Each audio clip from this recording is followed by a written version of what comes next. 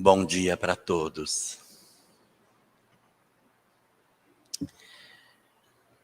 O trabalho do codificador Allan Kardec iniciaria na segunda metade do ano de 1855, quando ele começaria a participar das primeiras reuniões mediúnicas para o entendimento do fenômeno espírita, permitindo assim que em abril de 1857 nós já tivéssemos a publicação da primeira obra espírita, O Livro dos Espíritos. Seu trabalho se desdobraria até março de 1809, quando desencarnaria, legando para nós um material de extraordinária grandeza pela excelência dos conteúdos apresentados em sua obra sintética, que oferecia para nós os diversos ângulos de análise da doutrina dos Espíritos. O Livro dos Espíritos, seguido de O Livro dos Médiuns, do Evangelho segundo o Espiritismo, O Céu e o Inferno e a Gênese, comporiam as suas principais obras que apresentariam ao mundo aquilo que poderia ser chamado de obras básicas da doutrina espírita.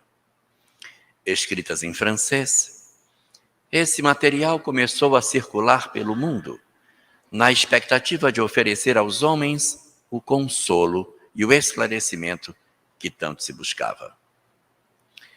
Era um período em que as dificuldades para o trânsito dos livros era muito maior do que hoje. Não havia aviões. Os livros eram transportados em carruagens, em carroças. Não havia carros. Os livros, quando se deslocavam para outros países, viajavam de barco, de navio. Era complicado conseguir um volume. Livros eram caros. O número de pessoas alfabetizadas era muito pequeno. E pessoas que lessem em outro idioma, mais difícil ainda. Mesmo assim, essa literatura chegou ao Brasil, ainda em francês. 1869, nós temos as primeiras expressões da busca do entendimento do que fosse essa doutrina a partir das iniciativas de Luiz Olímpio Teles de Menezes. O que fazia ele? Luiz Olímpio Teles de Menezes pegava o texto em original, em francês, traduzia uma página, imprimia essa página e publicava essa página como se fosse um jornal de oito páginas, publicada em Salvador. O nome do jornal era Ecos de Além Túmulo. É interessante como as obras do começo da mensagem espírita, elas falavam muito dessa questão. Nós temos o Parnaso de Além Túmulo, a primeira obra de Chico. A segunda, Beijo da Morta. Depois nós temos Reportagens de Além Túmulos. Cartas de uma Morta. Depois, Reportagens de Além Túmulo. Teríamos Ecos de Além Túmulo. Então, havia uma certa quantidade de obras se referindo a esses aspectos do mundo espiritual. Então, em 1869, surge o primeiro jornal em terras brasileiras, com traduções de páginas avulsas que Olímpio Teles de Menezes fazia. Mas nós não tínhamos ao certo um material substancial que a gente pudesse ter de literatura sobre doutrina espírita. Em 1873, é quando vai se formar no Rio de Janeiro o primeiro grupo de estudo doutrinário, chamado Grupo Confúcio, que estudava as obras em francês. Então, se estudava francês para traduzir e conversar com as pessoas sobre o conteúdo que estava ali. Era um período diferente do atual, em que, de repente, o conhecimento do francês era muito mais frequente que na atualidade. Hoje é muito mais comum nós encontrarmos pessoas que estudam o inglês, mas naquele período o francês era a língua dominante. Então, embora tivéssemos poucas pessoas alfabetizadas, era mais fácil encontrar quem falasse francês do que alguém que falasse inglês. E somente 2 anos depois de fundado o Grupo Confúcio, é que o doutor Joaquim Carlos Travassos, em 1875, faria a primeira tradução do Livro dos Espíritos.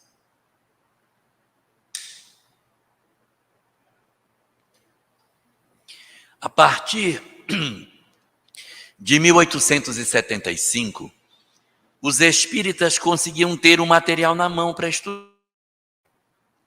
Era mais fácil conseguir fazer com que esse movimento se estruturasse, que se organizasse tudo isso. E o mundo espiritual, então, programando as reencarnações dos grandes médiuns que comporiam a história do espiritismo, marcariam para o dia de Natal do ano de 1900 o nascimento de Dona Ivone do Amaral Pereira. Dona Ivone nasce exatamente no último ano do século XIX. 1900 é século XIX. 1901 já é século XX. Então ela é o grande médium dessa década. Nós teremos um grande médium na década seguinte, nascido em 1910, Chico Xavier. Um grande médium na década seguinte, 1927, Divaldo Pereira Franco. Outros médios importantes nasceram na década de 30. E outros nasceram na década de 40, como José Raul Teixeira, 1947. A programação do mundo espiritual vai trazendo indivíduos de determinada envergadura mediúnica para a apresentação do material necessário para a divulgação da mensagem espírita. A época do início do século XX, portanto, nós não tínhamos nenhum material além da obra de Kardec e dos clássicos para consultar.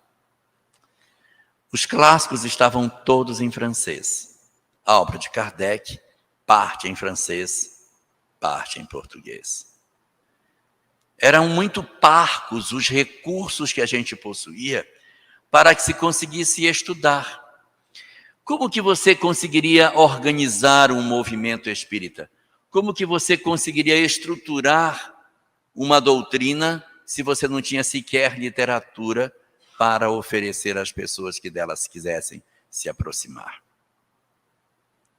Assim, portanto, numa primeira onda do movimento espírita, nós vamos ver uma janela de tempo onde nós não tínhamos ainda a presença de Chico Xavier nesse cenário. Ele, nascendo em 1910, iria começar a produzir suas primeiras obras em 1932, com 22 anos. Então, nesse período de 1900 até 1930, nessa janela de 30 anos, nós não temos uma profusão de literatura para consultar. Os espíritas desse período são espíritas formados, é um grupo formado por pessoas que têm uma formação cultural mais elevada, que conseguem ler os textos nos originais, e é um grupo pequeno de pessoas. E a grande liderança desse período do movimento espírita é Dr. Bezerra de Menezes. É ele que edifica o formato de centros espíritas que nós conhecemos. Nós devemos a Bezerra esse modelo de centro espírita que acolhe o que sofre, que distribui remédio, que dá cesta básica, que atende as pessoas, que acolhe os necessitados, que tem um trabalho assistencial acoplado no centro espírita. Essa é uma ideia de Bezerra que se proliferou no movimento espírita. É ele que desenha o que tem que ser um centro espírita. Se nós tomarmos o Estatuto da Sociedade Parisiense de Estudos Espíritas, que está no finalzinho do Livro dos Médiuns, nós vamos perceber que a Sociedade Parisiense se reunia apenas uma vez por semana nas sextas-feiras à noite. Ela não tinha uma ênfase para o trabalho assistencial.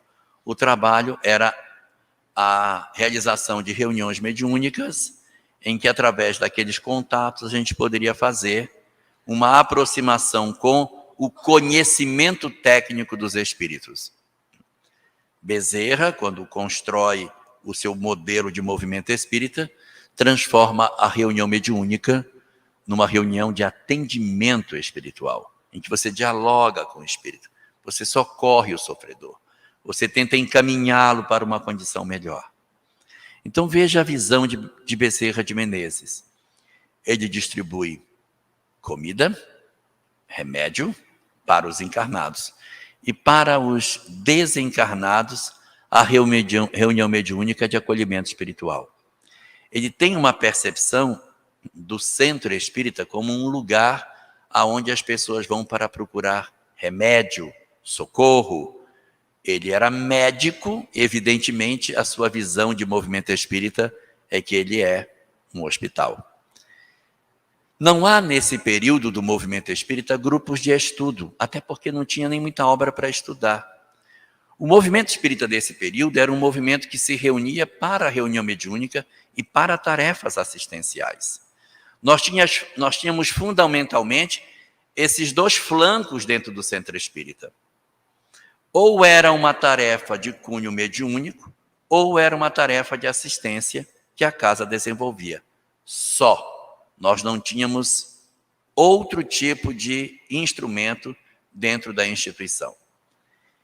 E é nessa fase do movimento espírita, é nessa etapa do desenvolvimento dele, que nós vamos ter o surgimento de um personagem importantíssimo, fundamental para o desenvolvimento do movimento espírita. Francisco de Paula Cândido. Nascido exatamente num dia como o de hoje, 2 de abril, só que de 1910. Dona Ivone tinha 10 anos. E Chico Xavier, que seria o nome pelo qual ele seria conhecido, se apresentaria nesse período. Seu nome, na verdade, original, o nome de registro é Francisco de Paula Cândido, não tem Xavier. Ele adota esse pseudônimo depois de um certo período. Assim nós vamos compreender que ele se insere no movimento espírita e vai trazer uma contribuição muito grande, porque as suas obras vão promover uma alteração muito profunda na constituição daquilo que seja o próprio movimento espírita. Ele entra em contato com a mensagem espírita ainda muito jovem, aproximadamente com 17 anos de idade. Ele se aproxima de grupos mediúnicos em que alguns companheiros começam a orientá-lo. E como não havia grupo de estudos, não havia um trabalho efetivo de formação de pessoas, ao se perceber a mediunidade pujante que Chico Xavier possuía, ele é conduzido para a mesa mediúnica. Eram tempos diferentes de hoje, em que nós não tínhamos esse período preparatório dos médiuns que hoje o nosso movimento espírita possui. Assim, portanto, o rapaz, jovem, muito pobre, vindo de uma família com graves problemas econômicos, tinha carências verdadeiras do ponto de vista material, oferecendo-se, de certa forma, como um exemplo já nessa primeira hora, de que nós não precisamos de tanta abastança para servir, como às vezes nós pensamos. Poxa, para eu fazer o trabalho que eu faço, bem que Deus poderia facilitar a minha vida econômica. Bem que eu poderia ter uma facilidade a mais para fazer o trabalho. E a primeira das lições que a gente recebe com a figura de Chico Xavier é exatamente a desnecessidade dos recursos materiais para que você consiga fazer o trabalho que precisa ser feito. Uma imagem que a gente pode trazer para se aproximar de tudo isso é a imagem do nascimento de Jesus. Segundo as tradições, segundo aquilo que se sabe, Jesus teria nascido exatamente numa estrebaria, cercado de animais. Seu primeiro berço foi um coxo para colocar comida para bichos, que a gente gosta de chamar de manjedoura, talvez para não lembrar que era um coxo de alimento, mas era um coxo. Ali naquele coxo, rude, rústico, tosco, cavado na madeira, Maria forrou com panos singelos e colocou Jesus ali. A gente às vezes vê coisas lindas aí diz, se disser assim, olha, coloca esse capim ali na manjedoura para o gado. Não fala manjedoura, que manjedoura é onde Jesus nasceu. Não é. Manjedoura é onde se come, é no coxo mesmo. Então ele nasceu num coxo. E quem se debruçasse sobre as barras daquela estrebaria e observasse Jesus nascendo naquela condição, vendo aquela mulher jovem dando à luz numa aparente desassistência, diria, meu Deus, onde tu estás? Que não vês a condição desse ser que nasce, coitada desta criança abandonada, nascendo do meio dos animais, o que vai ser desse pobre ser que Deus nem se ocupa das suas criaturas? Quem visse Jesus nascendo, olhando pelo lado material, dizia que ele era fruto da desassistência humana. Mas quem fosse capaz de ver o desdobramento espiritual da cena do nascimento de Jesus, veria os anjos tecendo guirlandas de luz para saudar a chegada do governador planetário sobre a Terra. Assim também, quando Chico Xavier renasce no planeta, ele não renasce com facilidades materiais. Ele renasce pobre, sem recursos, família complicada, órfão de mãe. Às vezes a gente reclama tanto da nossa família, mas a família que ele recebeu não teve a mãe que precisava para dar aquele carinho que muitas vezes as mães oferecem a seus filhos. Ele, portanto, já nasce num lar que, além de pobre, traz as marcas da orfandade. E, consequentemente, na região em que ele viveu, de Pedro Leopoldo, interior de Minas Gerais, década de 20, não tinha escola. Era tão difícil conseguir colocar uma criança na escola. Eram tempos diferentes desse, em que hoje nós temos praticamente 100% da nossa infância dentro de uma unidade escolar. Em 1967, apenas 52% do alunado estava em sala de aula, ou seja, metade das crianças não estudavam em 1967, que dirá em 1920, em 1930. Qual era a condição de oferta de escola? Chico, portanto, também não teria condição de fazer um estudo regular e teria cursado apenas até a 4ª série primária, aquela que hoje é chamada de 5º ano do ensino fundamental.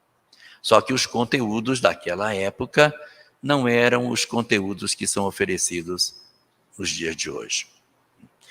Então, é este rapaz de 17 anos, despido de todas as virtudes da sociedade que deseja riqueza, poder, acesso à escola, famílias absolutamente estruturadas do ponto de vista dos laços familiares, que aparece nesse grupo mediúnico para iniciar as suas colaborações, a sua contribuição nesses grupos.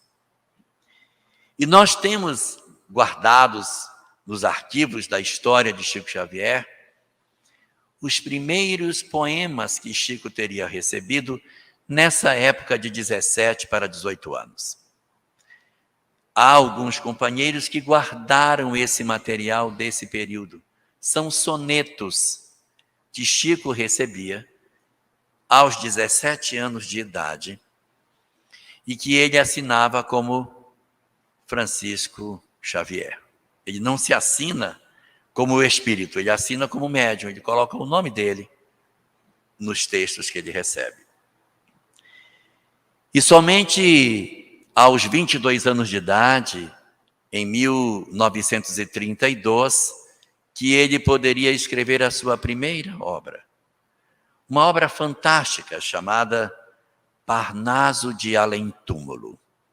Essa obra é uma obra muito interessante porque ela tem um aspecto muito profundo do ponto de vista da comprovação científica do fenômeno mediúnico. Porque se a gente confere uma cadeira na Academia de Letras para um excelente autor de um estilo, quantas cadeiras eu tenho que oferecer para pessoas que escrevem poesias maravilhosas nos mais diferentes estilos? Se é uma cadeira para um estilo, se você escreve em vários estilos, você tem que merecer várias cadeiras. Ou então você admite que o conteúdo é espiritual. Então, ou você admite que é espiritual e não concede cadeira, ou você concede as cadeiras por dizer que o fenômeno não é mediúnico.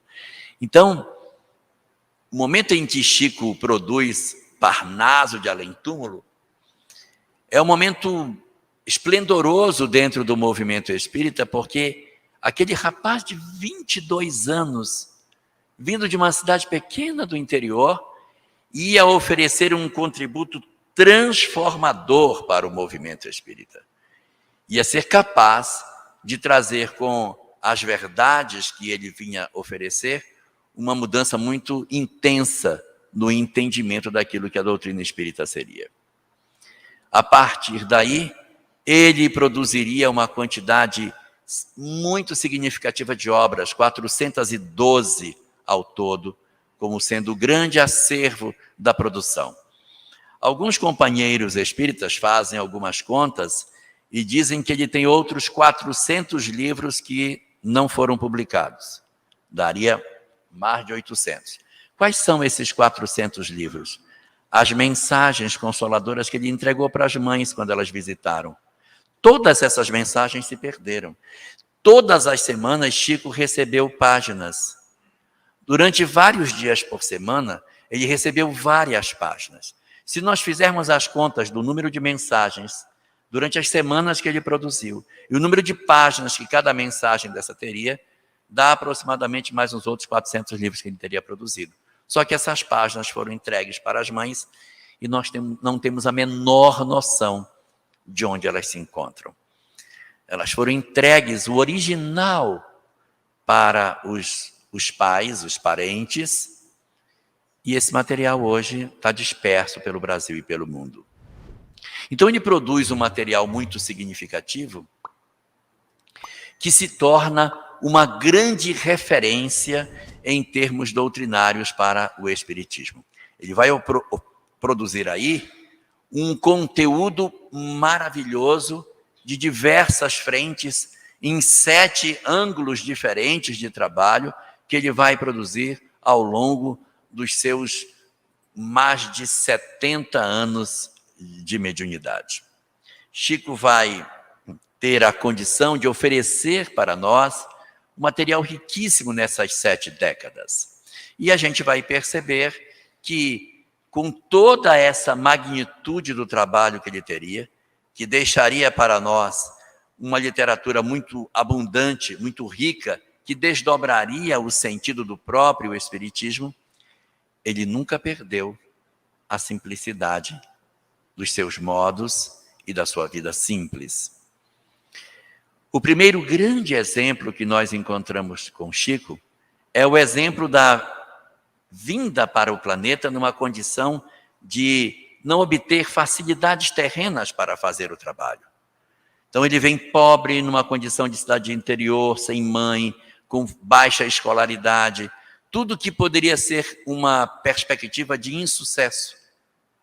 Mas ele mostra que mesmo nessa condição adversa, ele apresenta um material maravilhoso para nós. E a segunda grande lição que nós recebemos dele é a humildade com que ele trata todas essas questões. Os livros que ele trouxe, a contribuição que ele oferece para o movimento espírita, o consolo que ele ofereceu para milhares e até milhões de pessoas, nunca moveu a sua vida simples, nunca alterou a sua forma de viver. Eu tive a oportunidade uma vez de visitar um museu dos objetos de Chico Xavier. E isso ninguém me contou, isso eu vi pessoalmente. Entre os objetos dispostos no museu tem um relógio que está lá. E deve ter recebido esse relógio de doação de alguém. Tem até o nome lá da pessoa que fez a doação. E na pulseira do relógio, a pessoa que doou gravou assim: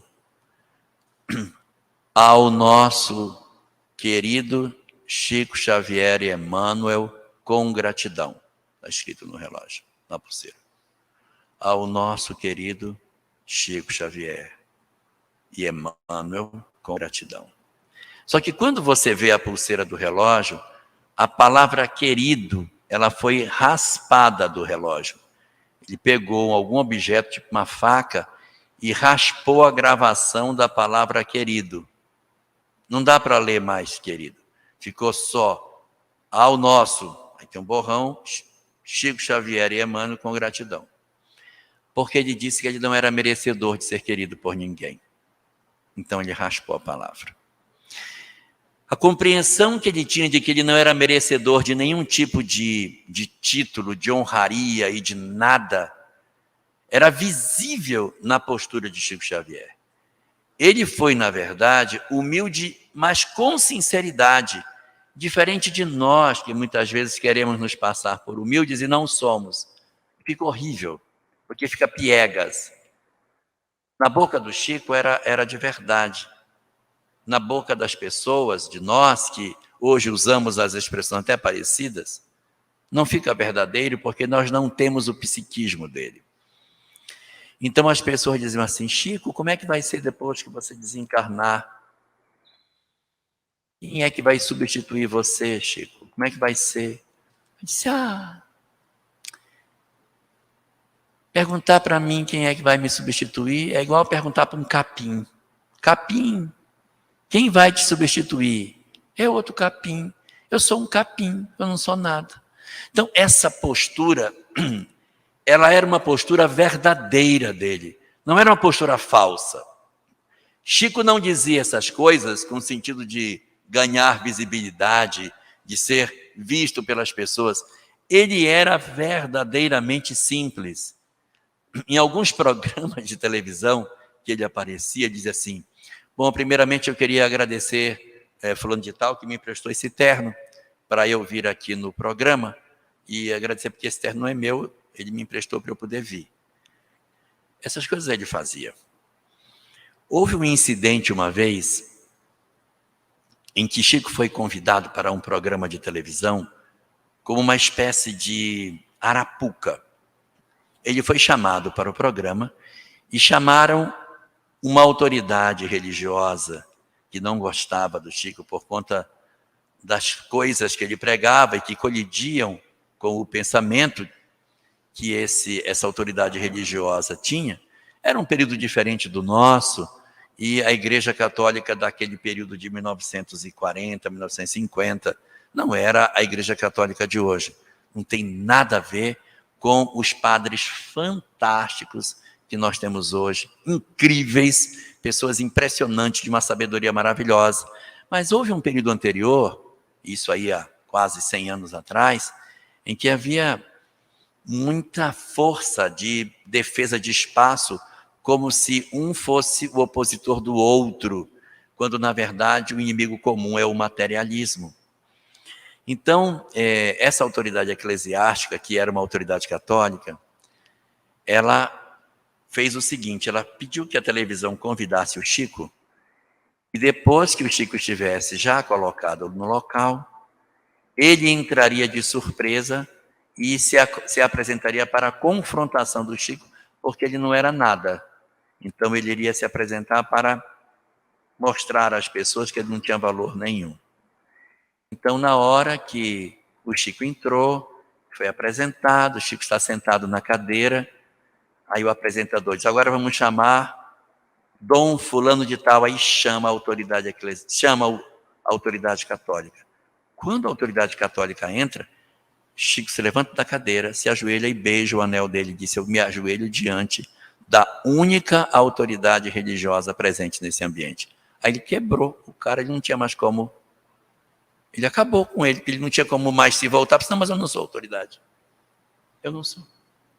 Então, essa simplicidade, essa característica que ele tinha, ela era muito interessante pela possibilidade efetiva de produzir um conjunto de exemplos extraordinários sobre a forma como o Chico lidava.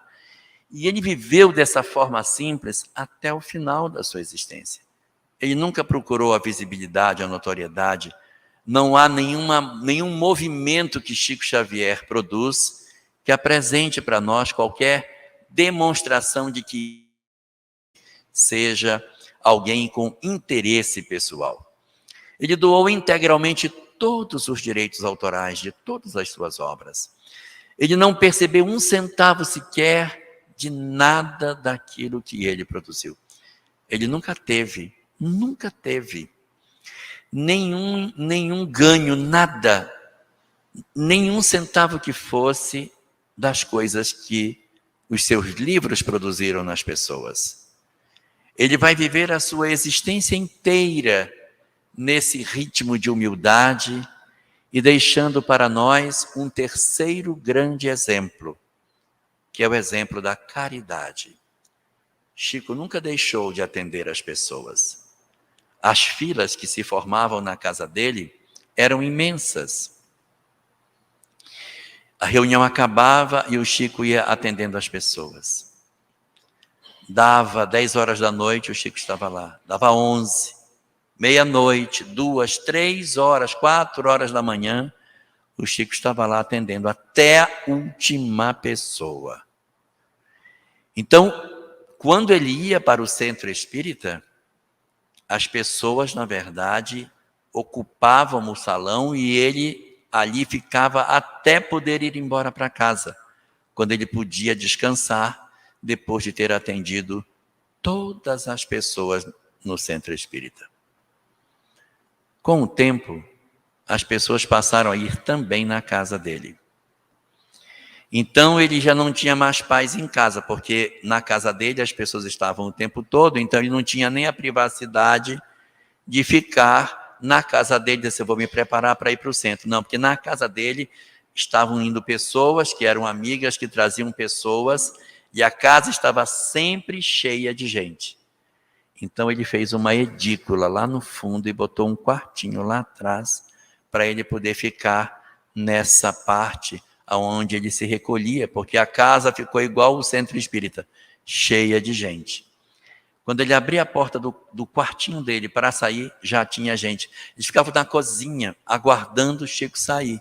Quando o Chico saía, ele já era imediatamente abordado pelas pessoas. A sua vida foi uma vida de cuidar dos outros até o final. Não constituiu família, não teve filhos naturais, teve adotivos, naturais não. E levou a vida inteira, toda a existência, absolutamente, num serviço de divulgação e de produção de uma literatura extraordinária para todos nós. Quando chegou no período em que ele já estava idoso, ele disse que quando ele fosse embora, ele ia escolher um dia que todo mundo estivesse feliz, para que ele pudesse partir e ninguém ficasse triste com a partida dele. Sua desencarnação foi no dia 30 de junho de 2002, exatamente quando o Brasil conquistou o pentacampeonato.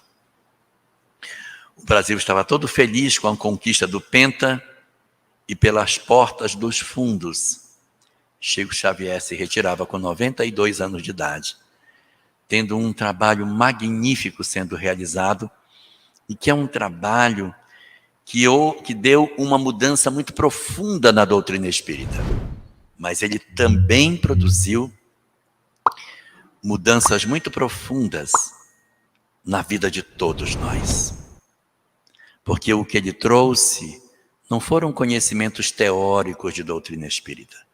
Ele trouxe um material muito farto que diz respeito às nossas histórias pessoais e a possibilidade de nós entendermos as nossas próprias vidas de maneira diferente. E para conversar sobre essa contribuição dele sobre as nossas vidas, a gente vai para o intervalo, e quando a gente voltar, eu vou falar sobre a influência dele nas nossas vidas, contribuição dele na transformação dos nossos corações.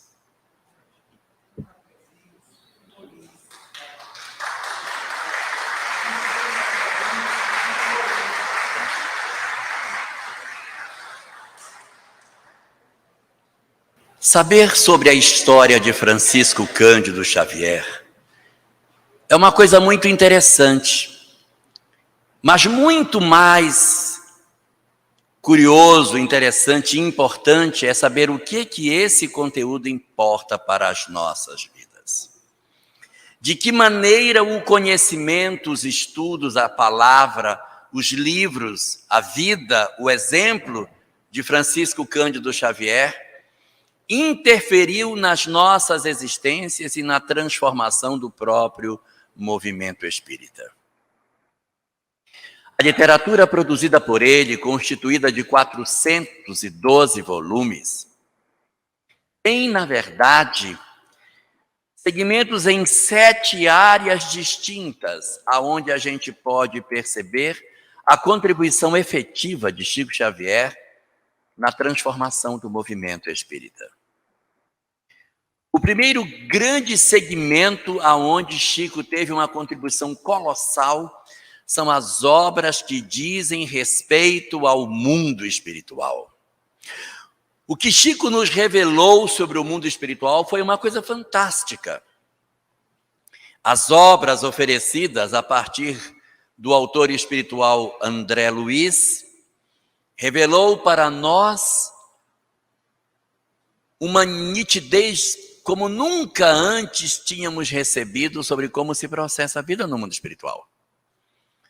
A sequência das obras, o Nosso Lar, os Mensageiros, Missionários da Luz, Obreiros da Vida Eterna, No Mundo Maior, Libertação, Entre a Terra e o Céu, Ação e Reação e a Vida Continua, meu Deus, trazem um conhecimento absurdo de como que as coisas se dão do lado de lá da vida. É interessante observar que Dona Ivone do Amaral Pereira recebeu uma obra chamada Memórias de um Suicida num período bem anterior a Chico Xavier. Porque a obra de André Luiz é uma obra recebida a partir de 1944 até 1955, quando chega a última delas, que é Sexo e Destino, recebida junto com Valdo Vieira. Mas a obra de Dona Ivone do Amaral Pereira, ela foi recebida dos anos de 26 a 30.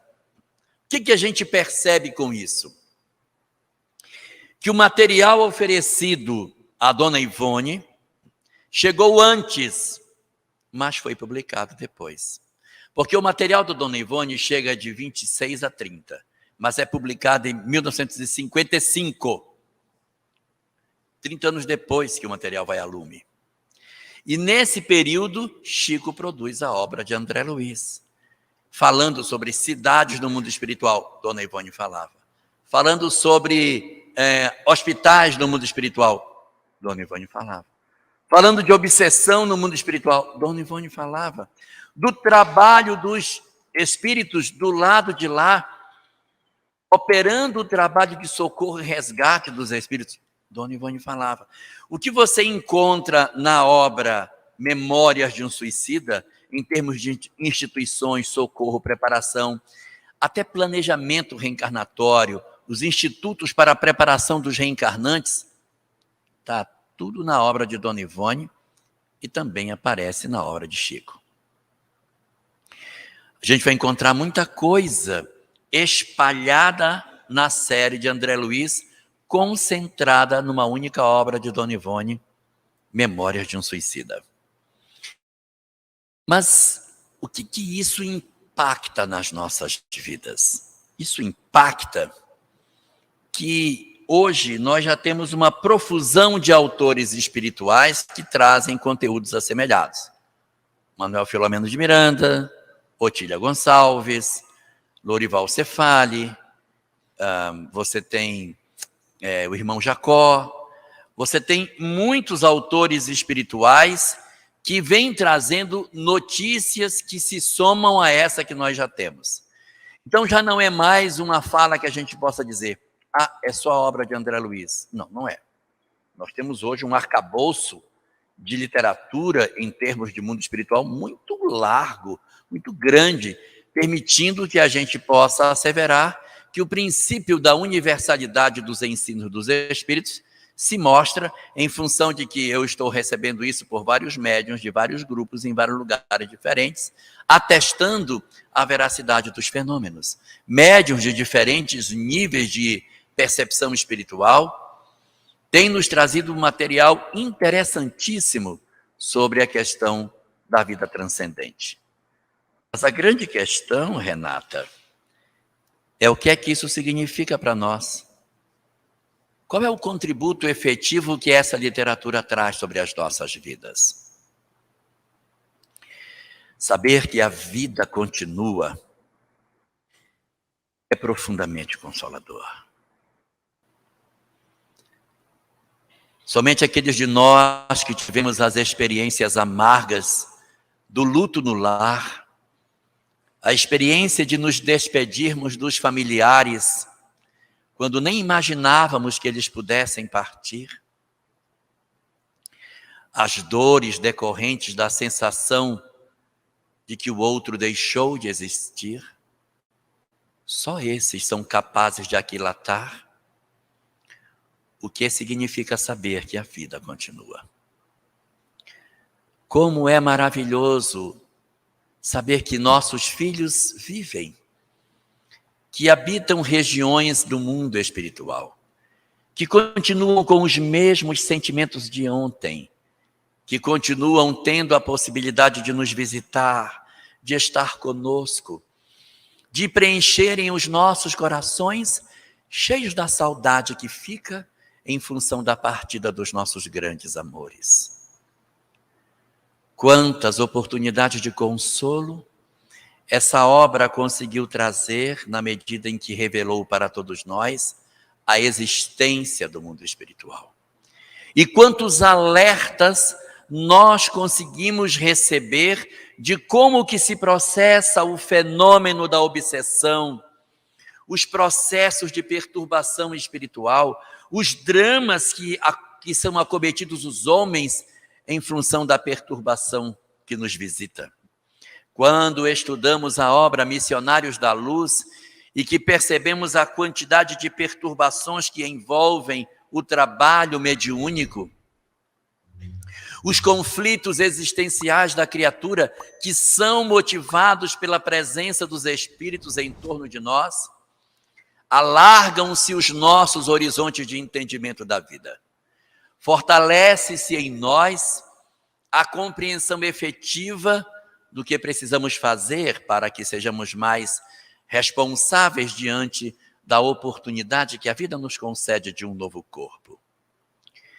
Decifrar os enigmas do mundo espiritual inferior, como ele oferece na obra Obreiros da Vida Eterna, nas visitas às sombras, ao mundo espiritual repleto de entidades perversas, as instrumentações utilizadas pelos espíritos para conseguir deslindar os vínculos obsessivos, que são reforçadas na obra Libertação, trazem para nós um dilatar impressionante da compreensão do mundo em que vivemos, não permitindo mais que nós nos iludamos.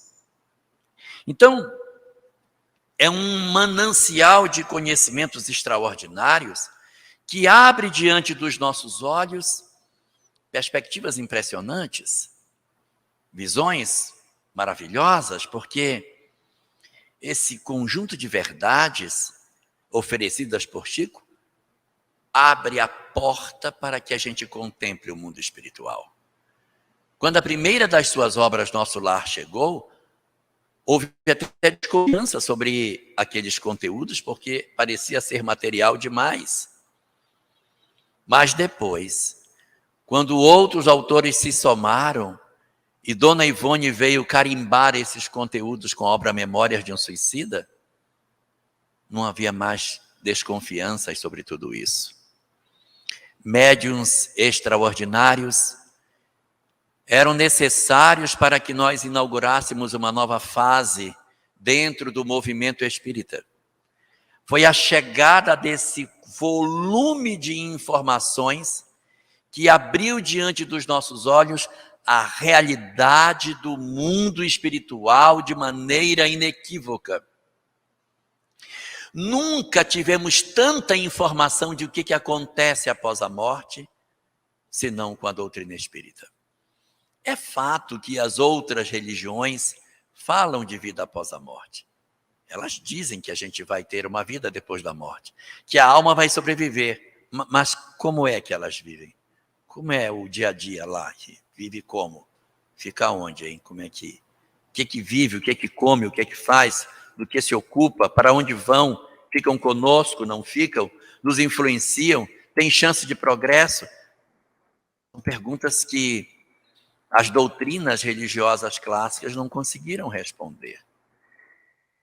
E a doutrina espírita, então, desde Allan Kardec, trazendo as discussões sobre vida após a morte, os processos da chamada perturbação espiritual e os destinos dos espíritos do lado de lá, nos mostrando que os espíritos seguem ou ficando por um tempo fixos no corpo, fixos na crosta, para a região do chamado umbral, para as chamadas trevas, para os hospitais do mundo espiritual, para as colônias espirituais ou as regiões de luz. Esses 7 destinos didaticamente postos na literatura de André Luiz nos mostra nitidamente que a sorte dos espíritos do lado de lá é profundamente diferente de acordo com aquilo que fizeram do lado de cá, com um alinhamento maravilhoso com a obra de Kardec, mostrando que não nos importa a religião, não nos importa nada, importa a prática do bem que fazemos, como assevera a questão 982 de O Livro dos Espíritos. Então, esse conhecimento oferecido na obra de André Luiz é um conhecimento maravilhoso. Entre esses livros compostos existe Sexo e Destino, que foi escrito por 2 autores em cidades diferentes. Chico recebia uma parte, Valdo Vieira recebia outra. E depois, quando eles juntaram os capítulos, a história fechou. Porque eles recebiam, mas esse personagem não encaixava no que tinha. O que é isso? O que está acontecendo? A obra só fez sentido quando os 2 textos se juntaram, mostrando a veracidade do fenômeno mediúnico, a nitidez daquilo que estava sendo apresentado. A partir do momento em que Chico Xavier se notabiliza dentro do movimento espírita, nós abandonamos uma primeira fase que a gente tinha. E André Luiz se torna muito importante nessa segunda fase, porque a primeira fase foi uma fase onde o movimento espírita viveu muito da visão de que ele era apenas um hospital. O centro espírita era um hospital, visão de Bezerra de Menezes. Com o advento da obra de André Luiz, nós ingressamos numa nova fase. A fase que nós ingressamos é a fase na qual nós somos convocados para o trabalho. Pode observar que a obra de André Luiz ela vai estimular as pessoas a começarem o trabalho de construirmos dentro das instituições espíritas espaços de socorro, de ajuda. E durante o período de 1940 até 1970, mais ou menos, prolifera no Brasil os centros espíritas ligados à questão de escolas, hospitais, asilos, orfanatos, instituições de caridade. O movimento espírita, então, se notabiliza pela preocupação com serviços assistenciais constituídos de maneira robusta. E o centro espírita, que já era um hospital, agora assume uma segunda dimensão. Ele é um hospital e uma oficina também, que agora as pessoas trabalham. Vou para o centro espírita fazer o quê? Não, vou trabalhar na creche, vou trabalhar no hospital. Eu tenho um trabalho permanente no asilo. E nós mantemos na nossa instituição uma escola. Então foi muito frequente no movimento espírita desse período essa percepção de que nós tínhamos que fazer alguma coisa para dar sentido à vida.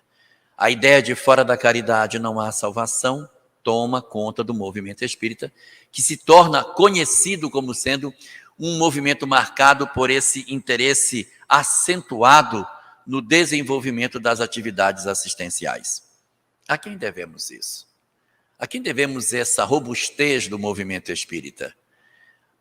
A exatamente uma pessoa que não era rica, não tinha prestígio entre os homens, era apenas um médium extraordinário. Sua literatura oferecida sobre o mundo espiritual foi impressionante para que nós mudássemos as nossas vidas. É que hoje, depois de tanto tempo da publicação de suas obras, nós já perdemos a compreensão do que significa o Espiritismo sem a contribuição de Chico Xavier. Mas se a gente puder fechar os olhos e imaginar-nos com a literatura dos clássicos e com a literatura de Kardec, a gente vê o quanto a gente tem de riqueza de conteúdo a partir da contribuição que Chico nos trouxe. E o mais interessante dessa contribuição é que ele consegue trazer um volume imenso de conteúdo sem colidir com a obra kardeciana. Ele poderia ter trazido obras e ter até fundado uma nova doutrina. Ele poderia. Que é tão robusto o material que ele tem, que ele poderia se arvorar de dizer que ele criava uma nova doutrina. Mas ele não faz isso. Ele, ao contrário, fortalece o ideal kardeciano e assenta suas obras em cima da base doutrinária espírita. E isso é surpreendente, que mostra mais uma vez a humildade que ele tinha diante da possibilidade de poder ter criado uma doutrina totalmente nova com a literatura que ele trouxe. Esse conhecimento sobre o mundo espiritual é apenas uma das 7 faces da literatura trazida por ele. E tem outras 6. Não foi só sobre o mundo espiritual que ele trouxe conteúdos. Ele trouxe também uma quantidade imensa de obras, e essas prioritariamente escritas por Emmanuel, que são obras de estudo. Quantos textos de estudo Emmanuel nos legou ao longo do seu período de orientação de Chico Xavier? Nós vamos ter ali uma quantidade imensa de obras, se não me engano são 219, que foram assinadas por Emmanuel e que trazem conteúdos relacionados aos aspectos de estudo, sobre casamento, separação, divórcio, criação de filhos, métodos anticonceptivos, vida em família, relacionamento familiar. Quanto material Emmanuel nos legou sobre isso? Quantas informações sobre Kardec, sobre a codificação, sobre os mecanismos da vida. Emmanuel nos trouxe um conteúdo de estudo maravilhoso, espalhado em diversas obras, em que muitas vezes nós vamos procurar essas orientações para alguns dramas que a vida nos oferece. Estamos diante de uma dificuldade, Emmanuel então, Emmanuel, através de Chico, nos fala tal coisa. E essas frases vão nos permitindo entender como é que deve ser a relação dos homens entre si, relação do homem diante da lei. E aí você vai percebendo André Luiz muito focado nessa relação do homem com o mundo espiritual. Esse entendimento da janela que nos dá acesso ao mundo invisível. E Emmanuel nos orientando de como é o conteúdo da doutrina espírita de forma analítica. Porque a obra de Kardec, ela é uma obra sintética, ela é uma obra em síntese.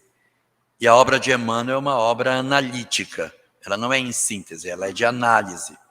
Você pega o livro Consolador, é uma obra de análise. Religião dos Espíritos, Seara dos Médiuns, Justiça Divina, Roteiro, são obras interessantíssimas que trazem dentro dela exatamente o interesse de discutir assuntos mais técnicos, como a própria obra Emmanuel, de Emmanuel, a primeira das obras produzidas por Emmanuel, que tem conteúdos excepcionais sobre diversos pontos muito interessantes do comportamento humano. Então, nesse segundo flanco de discussões da obra de Chico Xavier, ele, atrelado à codificação kardeciana, traz, através de Emmanuel, contribuições incríveis. Nós temos o Livro dos Espíritos de Kardec. Emmanuel, estudando o Livro dos Espíritos, produz Religião dos Espíritos. Nós temos o Livro dos Médiuns de Kardec. Estudando o Livro dos Médiuns, ele fez Seara dos Médiuns. Kardec publicou o Evangelho segundo o Espiritismo. Emmanuel, em companhia de diversos espíritos, mas capitaneados por ele, escreve o Espírito da Verdade. Kardec escreveu O Céu e o Inferno, e Kardec produziu a magistral obra Justiça Divina, para mim, a mais fantástica das análises que a gente tem do céu e o inferno. Emmanuel também comentou outra obra. Kardec criou a obra A Gênese, e no livro Roteiro, Emmanuel analisa a Gênese. O Livro da Esperança, de Emmanuel, é uma obra espetacular. São obras de estudo nas quais Emmanuel vai tentando decifrar as questões humanas. Ali, nessa obra, Livro da Esperança, vai falar de vida familiar como poucas vezes. A obra Encontro Marcado, que é sobre família, porque é o encontro marcado do lado de cá. Os espíritos marcaram um encontro. Então é sobre esse encontro marcado que os capítulos são discorridos. Filhos difíceis, pais problemáticos, são capítulos específicos dessa obra Encontro Marcado. Então, ele vai se debruçar sobre os problemas humanos, discutir as questões da nossa atualidade. E até hoje, embora essa obra já tenha mais de 50 anos de existência, Vida e Sexo continua sendo o maior tratado de sexualidade que nós temos em termos de espiritismo. Que obra sintética, extraordinária, profunda e clara sobre todos os dramas que a gente atravessa com relação a esse grave conflito que nós trazemos das nossas múltiplas existências anteriores, que são os nossos conflitos na área da afetividade, na área da nossa sexualidade. O livro Vida e Sexo, espetacular nesse sentido. Então, nesse segundo flanco, o que de contribuições Chico deixou de nos delegar, quantas coisas ele ofereceu para a interpretação das nossas vidas, de como lidar com a vida em família. Não são coisas teóricas, os conteúdos de Emmanuel não são teóricos, são absolutamente práticos, vivenciais, do cotidiano, da vida em família. Um espetacular trabalho. As obras de Emmanuel em si, sozinhas, já seriam um contributo excepcional para o decifrar das questões da vida. Então, este segundo ambiente que Chico também produziu, não só as obras relacionadas com os aspectos do mundo espiritual, mas as obras comportamentais, as obras que dizem respeito ao fenômeno que diz respeito à nossa vida em família, a vida de sociedade, meus conflitos internos, do homem encarnado, Emmanuel vai representar. E é tão interessante esse contributo que ainda nos dias atuais nós estamos descobrindo coisas em Emmanuel que ele escreveu e que à época nós não entendíamos. E agora, quando a gente volta no texto, olha aqui, Emmanuel já deixou essa chave para nós, para a gente conseguir decifrar isso aqui. É muito interessante. Mas Emmanuel, especificamente, não trabalhou somente nessa área da produção mediúnica do Chico. E trabalhou numa outra também. Produzindo um material inédito, uma forma muito singular de análise de textos religiosos. Além de ele ter produzido textos relacionados com os aspectos doutrinários, Ele também capitaneou o trabalho numa terceira área. A primeira, o mundo espiritual. A segunda, a área referente aos estudos doutrinários. E ele fez também uma terceira, os estudos evangélicos. Quem, como Emmanuel, é capaz de pegar um versículo e dissertar 2, 3, 5, 10, até 15 vezes diferentes, analisando o mesmo versículo por ângulos distintos? A série Fonte Viva, constituída por um conjunto bastante interessante de livros, como Caminho, Verdade e Vida, Pão Nosso, Vinha de Luz e o Fonte Viva, especificamente, adicionados a outros, como Palavras de Vida Eterna, Segue-me, e mais outras obras que não estão naquela quadrilogia da FEB, mas que compõem as análises de Emmanuel, trazem um material riquíssimo de reflexão para todos nós. É um contributo maravilhoso que faz com que nós lembremos do psiquismo do Frei Damiano, porque quando Alcione, do livro Renúncia, comenta sobre o Frei Damiano, numa reunião em que ela realiza na casa da sua madrasta, ela diz: não, com o Frei Damiano nós não líamos um trecho para comentar, nós líamos um versículo e debatíamos esse versículo à exaustão, porque o Evangelho tem que ser conhecido, meditado, sentido e vivido. Ali naquele diálogo que ela mantém, ela mostra como é que Frei Damiano fazia. Ele pegava um versículo e fazia um estudo daquele versículo. Emmanuel, reencarnação de Frei Damiano, mostra através dessa literatura como é que você pode pegar um versículo e fazer o desdobrar dessas análises conforme a literatura e o pensamento espírita. Estudar os evangelhos é, portanto, um elemento muito interessante pelas lições de reflexão que esse material nos deixa. Nós só devemos ter um cuidado para que o estudo não se encerre pelo evangelho em si, porque nós não somos exegetas de evangelho, nós somos espíritas. Então nós temos que sempre fazer a conexão, Cleide, do estudo do evangelho com princípios doutrinários. Peguemos o evangelho segundo o Espiritismo. Eu desafio qualquer um de nós a encontrar um capítulo do evangelho que ele analisa um versículo do evangelho sem dar a devida conexão com os conteúdos espíritas. Não tem. Se ele fala de uma coisa, ele amarra com reencarnação, com imortalidade da alma, com mediunidade, está amarrado com alguma coisa. Não existe, da parte de Kardec, o estudo do evangelho pelo evangelho. Assim também, nos nossos estudos sobre textos evangélicos, que a gente não se divorcie dos princípios espíritas.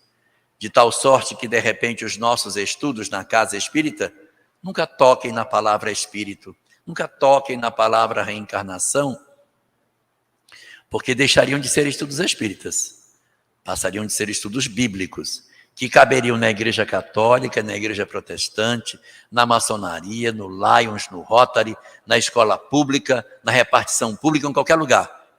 Esse estudo é interessante lá fora. Aqui dentro a gente não pode se afastar do princípio espírita. Porque se a casa espírita não ensinar espiritismo, quem vai ensinar? O Rotary? O Lions? Então a casa espírita tem que ensinar espiritismo. Claro que de posse do conhecimento que o evangelho possui, sem dúvida nenhuma. Mas sem ficar aferrado ao conhecimento bíblico, sem fazer o voo necessário para os princípios espíritas. A mesma coisa acontece com a questão da psicologia, né? Existem algumas pessoas que estudam psicologia na casa espírita e esquecem que a gente tem espírito. Aí querem tratar a psicologia como se a gente fosse apenas corpo. E a gente pergunta, sim, mas cadê o aspecto do espírito? Cadê o aspecto espiritual? Então, os nossos assuntos bíblicos têm que ter o espiritual, os princípios espíritas. Assim como os nossos estudos psicológicos, eles têm que ter o desdobramento do ponto de vista espiritual. E antes que alguém me questione, dou como exemplo Dona Joana de Ângeles, e mostra para nós sempre a psicologia atrelada com o espiritual. Encontre um capítulo de Joana que discute psicologia, mas que não traz o espírito para dentro do texto. E digo, é quando a gente estuda psicologia, às vezes palestras que falam de um aspecto comportamental, até muito boas, mas que não trazem o conteúdo espírita. Cadê o espiritismo nesse conteúdo? Não aparece. O conteúdo não surge no meio da discussão. Aí essa palestra que se apresenta como espírita, ela serve no Lions, no Rotary, na maçonaria, qualquer lugar. Porque a palavra Kardec, a palavra espírito nem é pronunciada. Então, na casa espírita, não estamos impedidos de estudar outras ciências.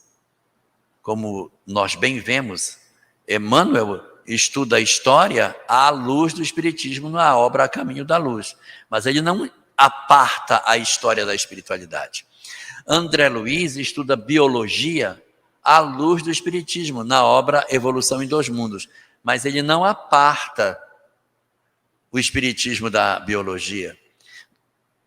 Joana de Ângeles estuda psicologia, mas ela não aparta o espírito da psicologia. Então, é um indicativo para nós que a gente não deve fazer essa ruptura, esse divórcio entre os princípios espíritas de um lado e os princípios psicológicos do outro. Nós temos que saber caminhar de maneira enriquecedora, trazendo as verdades espirituais para que elas iluminem de maneira bastante efetiva o conhecimento psicológico. Então, nesse terceiro ângulo de discussão daquilo que nós temos a oportunidade de ver com Emmanuel, nós vamos perceber assim mudanças extraordinárias dentro desse contexto.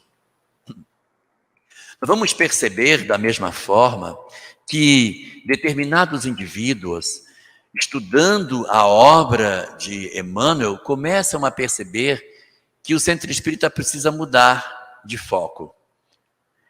A substância doutrinária trazida por Emmanuel faz com que o movimento espírita se desloque mais uma vez. Ele que nascera como hospital na mão de Bezerra e que se transformara numa oficina nas décadas de 40 a 70, agora descobre a intensidade de Emmanuel e começa a estudar doutrina espírita dentro das instituições. O próprio Allan Kardec, que estava meio esquecido das casas espíritas por conta da falta de estudo, volta. E em 1975, aqui em São Paulo, inicia uma campanha que revolucionaria o movimento espírita no Brasil inteiro. A campanha Comece pelo Começo. Vamos estudar a obra de Kardec. A partir desse movimento que acontece dentro do estado de São Paulo, o Brasil começa a sair da condição de oficina. Nós éramos hospital, passamos a ser hospital e oficina, agora nós ingressamos na etapa do educandário. O Centro Espírita agora também ensina. Multiplicam-se no Brasil os grupos de estudo. Então, volta-se a se debruçar sobre a obra de Kardec e sobre a obra de Emmanuel, que é o grande orientador desse período. Estudava-se Kardec e iluminava-se com Emmanuel, trazia-se André Luiz, e Chico acaba tendo uma importância impressionante na edificação dessa terceira etapa do movimento espírita. Tornamo-nos, assim, um educandário sobre a alma. Os centros espíritas se tornaram escolas sobre a alma. Eu sou desse período de 1977, quando acontece o início da evangelização infanto-juvenil. 1983, o início do estudo sistematizado, não é, Idúlia? Começa o ESD, que vai produzir uma transformação impressionante no movimento espírita. Quem está por trás dessa transformação? Quem é o elemento motivador desse material? Sim, nós estudamos a obra de Kardec, mas se nós pegarmos as apostilas do Oeste, quantas contribuições aparecem da obra que Chico nos ofereceu para construir esse arcabouço de conhecimentos. Então, nessa terceira grande contribuição que Chico oferece para todos nós nós temos a chance de ver as transformações que ele pode operar nas nossas vidas quando começamos a estudar as verdades espirituais que a gente tem a chance de ver. E foi assim que nós nos tornamos um educandário sobre a alma. Multiplicaram-se nos centros espíritas os grupos de estudo. E posso dizer a vocês que era bem diferente de hoje. Os nossos estudos eram assim. Temas de encontro: imortalidade, a vida após a morte. Depois, reencarnação, a grande lei. No outro dia, mediunidade, porta para a imortalidade. Deus, a causa primária. Esses eram os nossos temas de estudo.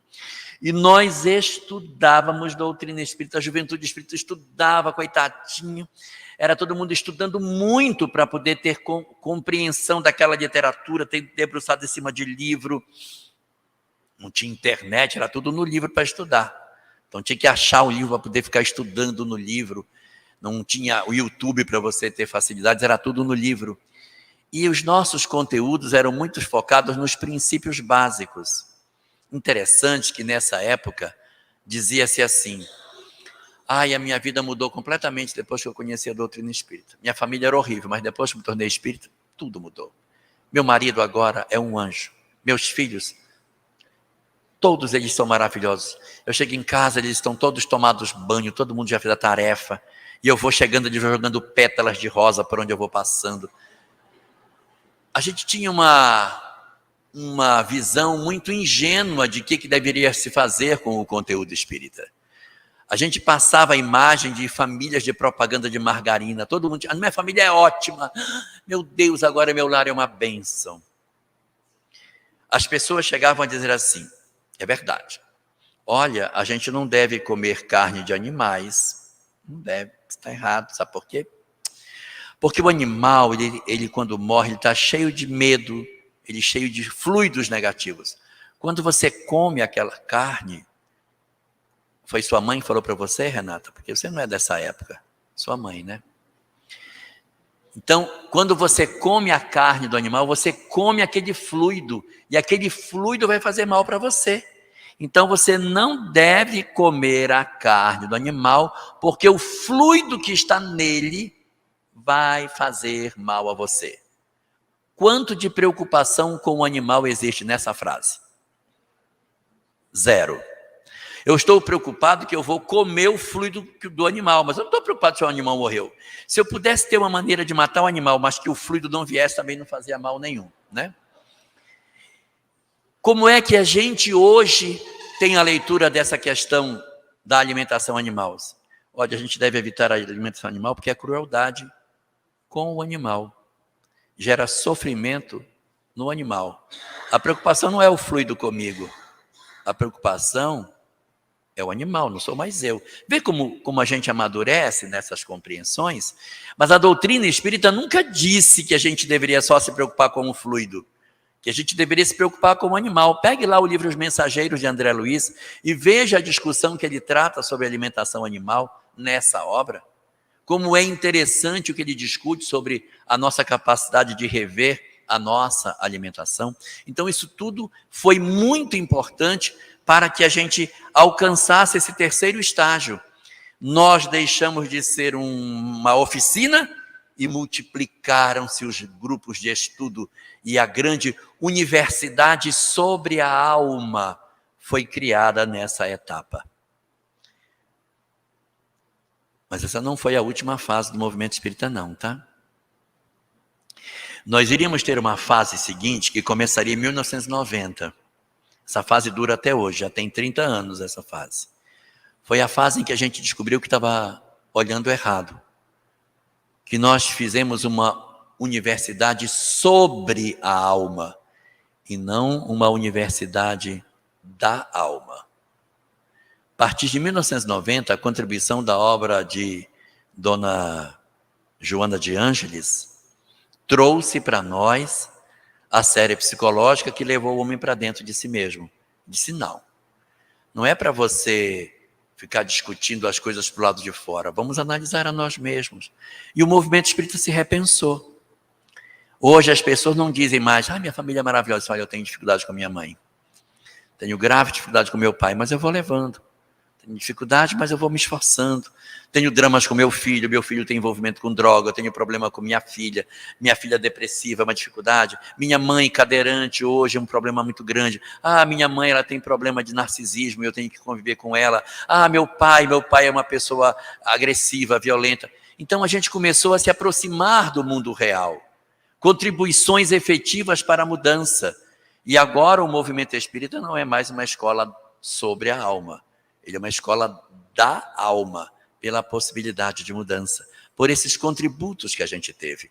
Então, além das contribuições do mundo espiritual, além das contribuições de estudo, as contribuições evangélicas que Chico deixou foram maravilhosas. Mas ele deixou um quarto contributo também, Zola. Os romances de Chico.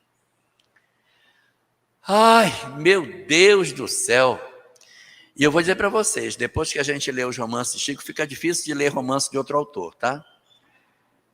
Porque você lê e diz assim, não tem a pegada de Emmanuel. Não tem, o jeito não é assim, não. Ele tem um ritmo da história que não é lento e nem é rápido demais. Tem alguns autores que escrevem de maneira muito rápida. Aí eles entraram, conversaram um pouco e saíram depois de terem sido convencidos. Sim, mas o que conversou? O que foi que houve? Eu não sei. E temos autores prolixos, que quando entram aí então, quando entraram, a sala era azul, pintada de amarelo na borda da porta, tinha um brocado.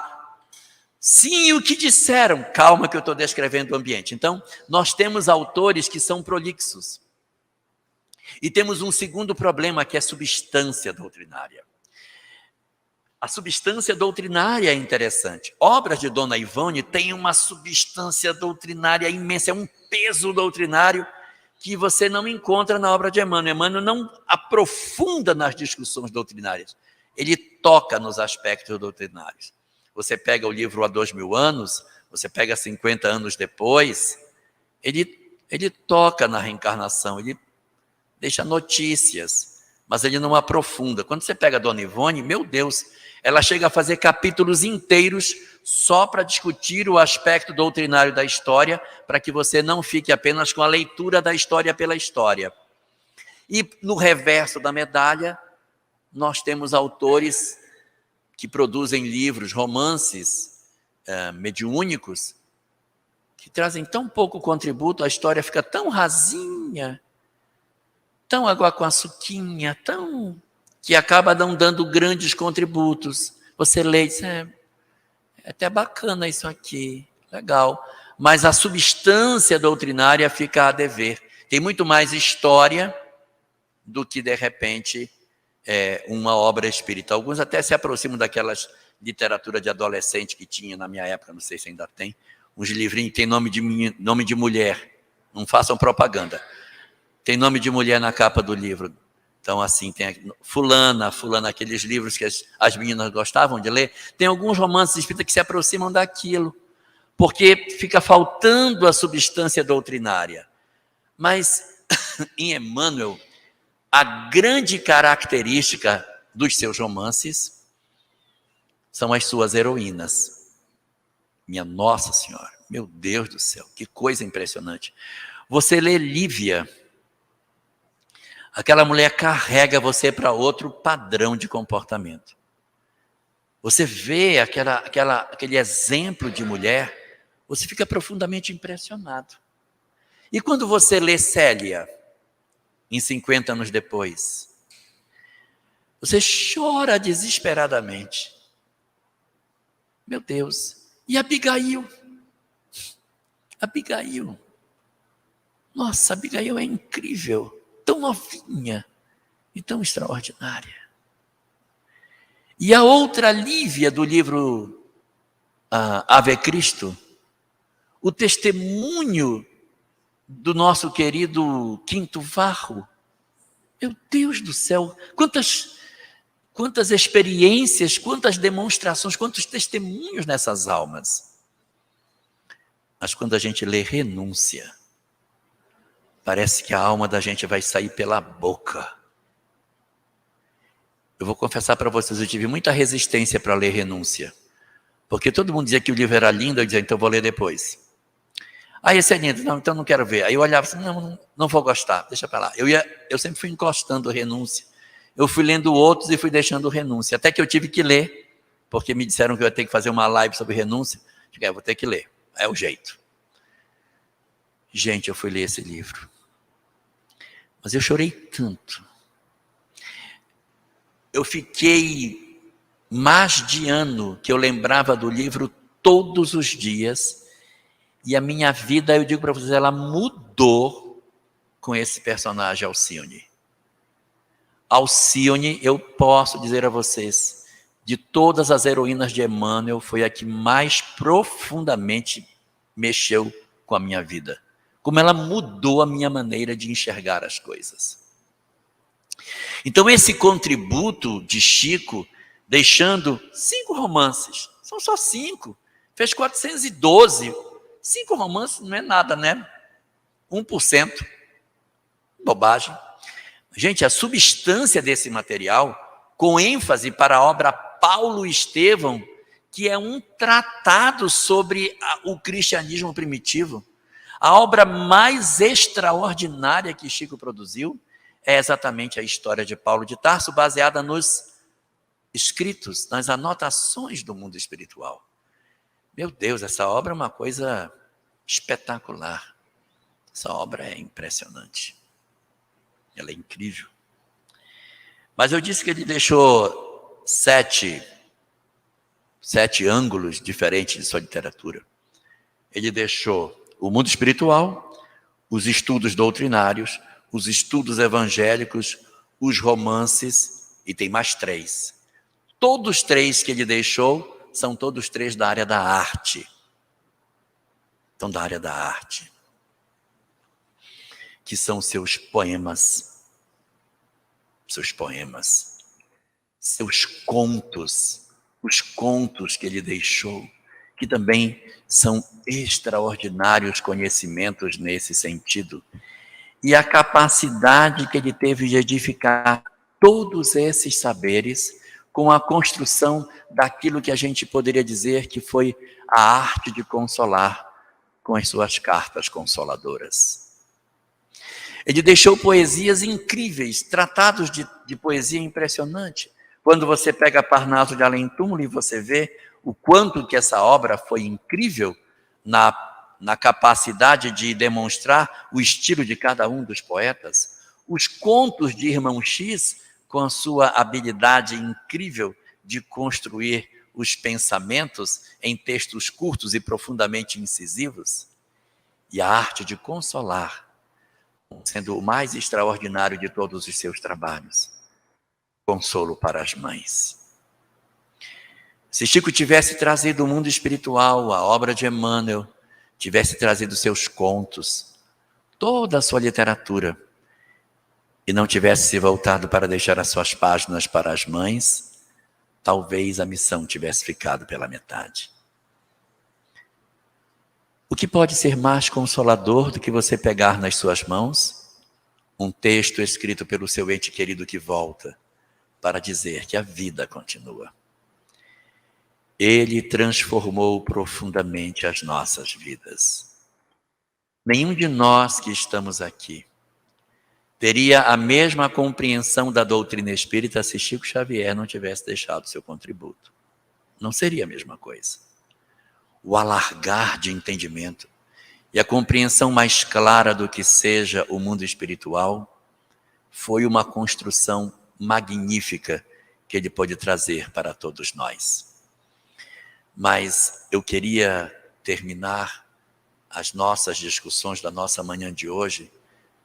Seja bem-vinda, Maria Eduarda. Queria terminar as nossas discussões de hoje com uma obra em particular. Uma obra que ele recebeu em 1938. Nessa época, Zola, o movimento espírita era desse tamanho. Praticamente não existia nada.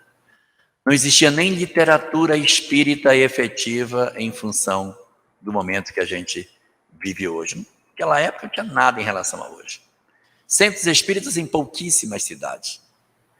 E nesse ano de 1938, ele recebe uma obra, Brasil, Coração do Mundo, Pátria do Evangelho. Hoje, até eu escrevo um livro dizendo que o Brasil é um local diferenciado de espiritismo. Claro, com esse tanto de livro de centro espírita que tem, com esse tanto de espírita que tem, até eu escrevo.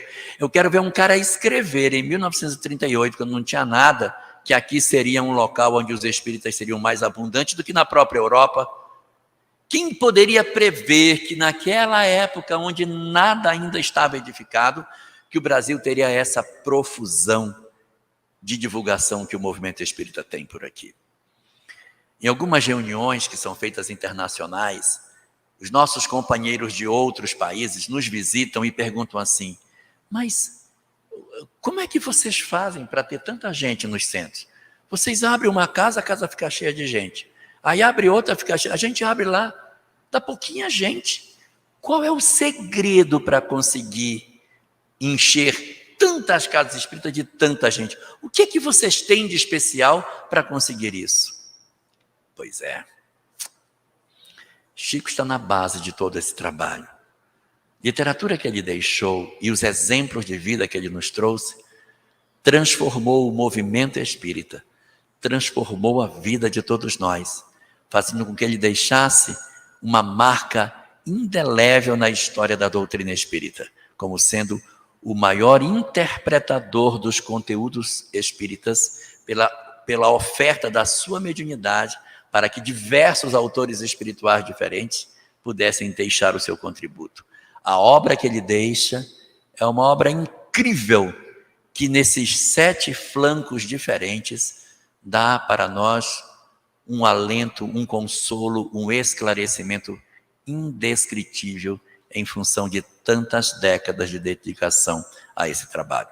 Portanto, hoje, em que nós comemoramos mais um dos seus aniversários, 113 anos do nascimento de Chico Xavier, fica aqui o nosso pleito de gratidão por esse trabalho incrível e por essa vida singular que Chico deixou para todos nós.